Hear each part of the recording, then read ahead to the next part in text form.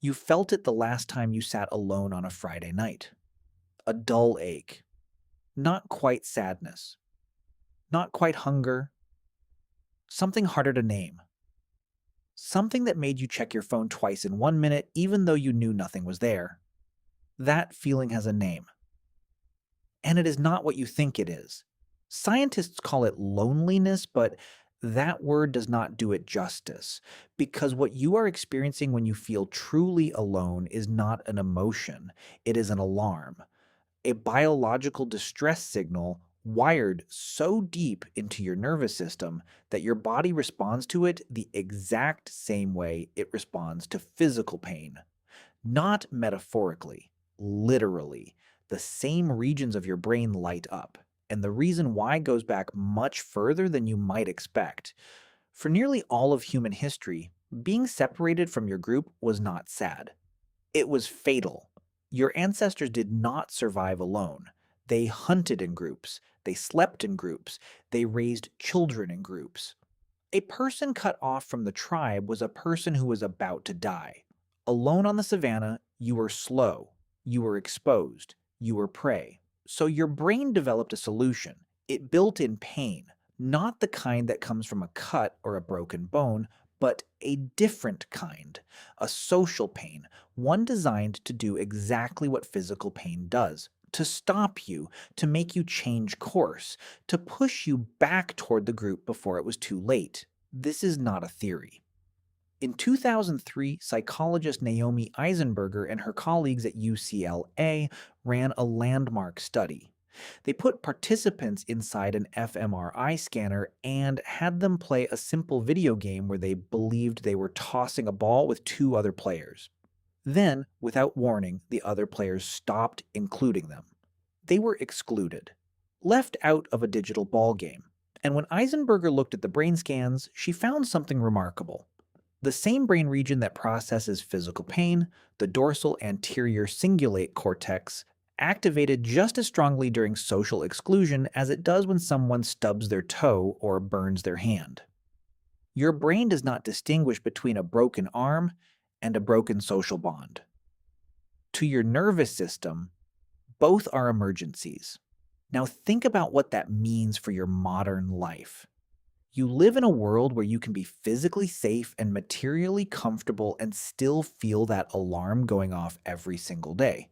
Not because you are weak, not because something is wrong with you, but because your brain is still running ancient software in a world it was never designed for.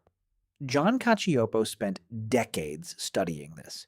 He was a neuroscientist at the University of Chicago, and he devoted his career to understanding what loneliness actually does to the human body. What he found changed how scientists think about social connection entirely. When you are chronically lonely, your body enters a state of sustained threat. Your immune system shifts. Instead of producing the kind of immune response that fights viruses and infections, it starts producing more of the kind designed to fight physical wounds. Inflammation. Your body, without any conscious input from you, begins preparing for injury, because in evolutionary terms, social isolation meant danger, and danger meant you were probably going to get hurt. Cacioppo found that lonely people have higher levels of cortisol, the stress hormone. They have disrupted sleep. Their blood pressure runs higher. Their cardiovascular systems age faster.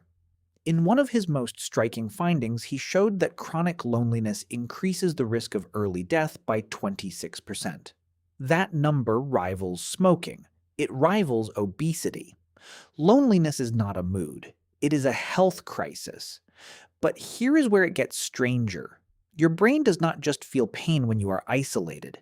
It starts to change how you see the world. Cacioppo and his team found that lonely people are measurably more alert to social threats. They scan faces faster for signs of rejection. They interpret neutral expressions as hostile. They expect to be excluded before exclusion ever happens. This is the cruelest part of the loneliness trap. The very thing that is supposed to push you back toward the group actually makes it harder to connect. Because when your threat system is running hot, everyone looks like a danger. You pull back. You protect yourself. And the isolation deepens. Your brain is trying to save you, and in doing so, it is making things worse. Researchers Stephanie Cacioppo and John Cacioppo, working together, described this as a hypervigilance loop.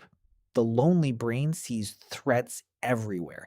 It braces for rejection so automatically that it begins behaving in ways that create exactly the rejection it feared. Subtle signals, closed body language, shorter answers, a face that says, I do not expect this to go well. And other people, without knowing why, pick up on those signals and respond accordingly. The alarm designed to push you back to the tribe ends up locking the gate. Now, now think about the world you live in. More people today live alone than at any recorded point in human history. In the United States, more than a third of adults report feeling seriously lonely. In the United Kingdom, it became enough of a public health crisis that the government created a Minister for Loneliness in 2018. Japan followed with their own in 2021. These are not dramatic gestures. They are responses to data that scientists have been building for years. Data showing that the epidemic of isolation in modern societies is doing measurable biological damage to millions of people. And it is doing it quietly, invisibly, in the same way a slow leak damages a structure from the inside. Because here's the thing your body never adapted to understand. You can be surrounded by people and still be lonely.